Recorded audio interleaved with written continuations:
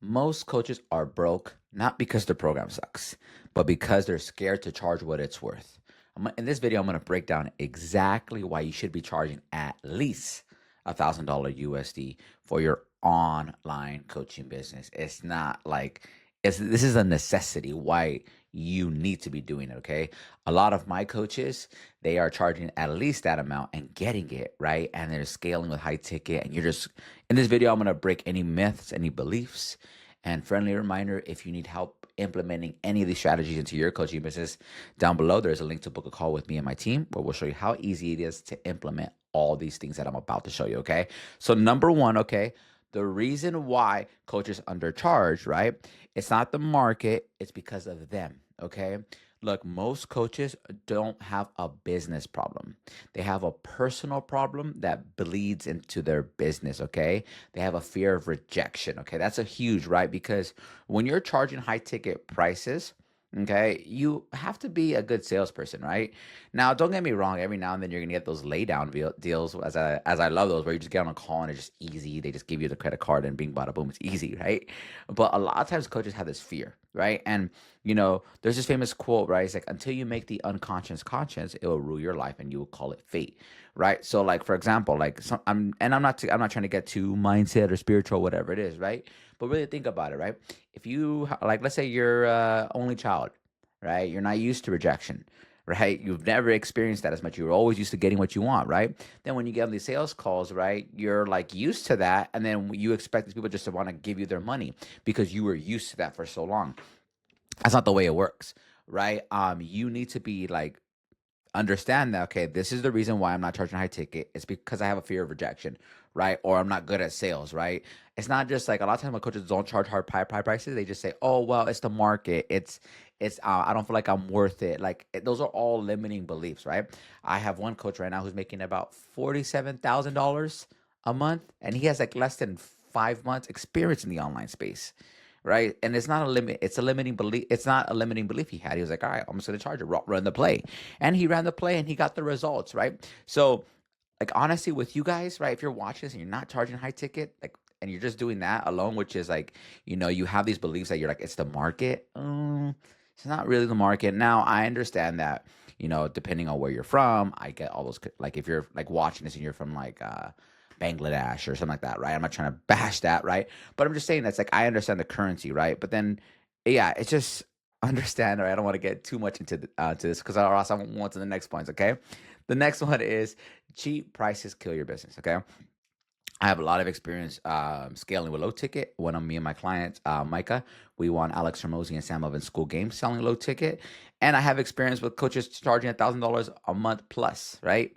I can confidently tell you that it's a lot easier to sell $1,000 a month package than it is a low ticket, right? Because when you charge a low ticket, it's very, very hard to scale, right? And when I say low ticket, like, it's like, I would categorize low ticket as less than $200 a month.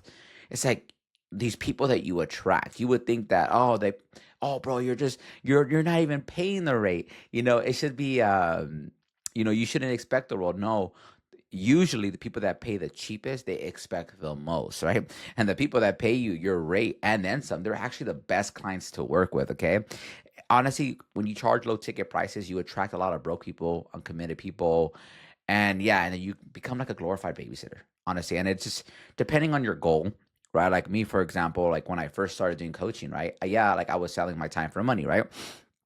But here's the truth though, where I'm at right now, I don't want to like scale and charge like and sell my time for money, right? It's because at the end of the day, it's like it'll lead to burnout. There's only one me and that doesn't interest me, right? I want to build a big business, right? That I have all these resources and all these other coaches, right, doing that, right?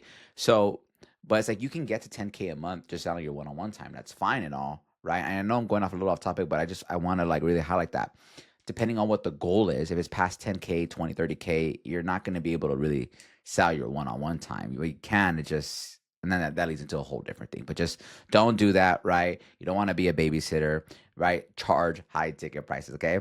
High ticket coaching also forces you to like level up your delivery and your coaching, right? It's like you are a premium, right? It's like it's either you're going to be the highest price or the lowest price, okay? There is no strategic advantage of being the second lowest price, right? Like for example, like let's say you're looking at like, all these luxury brands, and then you're looking at this like, I'm just giving you an example, like a 99-cent store, right? Like it just there's no strategic advantage of being like the middle ground. There really, really isn't, right? Because you're not the highest. Because if you're the highest, you can say, well, I've been doing this for years, testimonial, et cetera, et cetera. The lowest, you can be like, well, I have the cheapest prices in town. But if you're like the middle ground, you're like, oh, I just charge, the middle ground of coaching. I just like, let's say a competitor charged $1,000, someone's charging $200. Well, I charge 500. That person's gonna be like, okay, well, why should I go with you then? I can either pay cheaper or I can, get the brand. You're like in that middle ground. So, um, yeah, and it makes you take business seriously, right? It really, really does, right? Like I have coaches pay me thousands and thousands of dollars a month, right, to enter my program, and I can tell you, it's like when they enroll, like I take it seriously. Like I want them to get results, so I'm constantly adding resources, giving them tools to help them hit their coaching goals, right? And it forced me to level up. When you're charging low ticket, I've seen it with coaches. It doesn't really force you to level up because I can guarantee you if you have clients right now that are paying below your worth, like it doesn't like you're probably like they're just paying cheap rate anyways. I'm not well what they're I don't want them to expect the world, whatever it is. And you're just having all these beliefs, right? You're much better at charging high ticket. I'm telling you, right?